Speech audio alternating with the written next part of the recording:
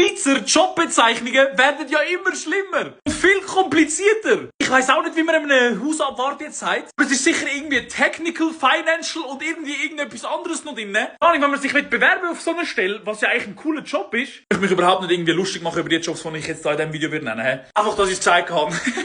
Hey, was ich immer mal wieder gehört habe, ist der Müllmann. Irgendetwas mit urbanes Ressourcenmanagement. What the fuck? Du schickst doch einfach an den Müllmann, es ist doch alles okay. Ich weiss nicht, ob das irgendwie vielleicht ein falsches Gefühl von mir ist, aber macht man das halt, um einfach zu sagen, hey, ich bin urbane Ressourcenmanagement, weil das einfach schöner tönt. Oder weil man mehr Leute zu diesem Job will bringen, weil urbanes Ressourcenmanagement tönt halt schon fucking krass. Das mal in den Kommentaren, das würde mich wirklich interessieren. Ich habe aber irgendein Video gesehen, wo zwei Jungs, grüß genauso übrigens, Props müssen gegeben werden, wo Props gegeben werden. So geile Kommentare gehabt.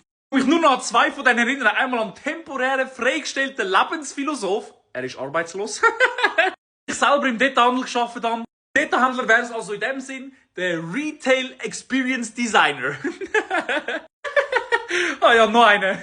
Sogenannte Präzisionstechniker in der Medizin. Er ist einfach Polymech. Genau deswegen liebe ich eure Kommentare, wirklich. Genau deswegen sind ihr Legenden und Legendinnen. Danke vielmals für jeden einzelnen Follow, der dazukommt und danke vielmals für alles, was im Stream passiert. Merci vielmals. Mua.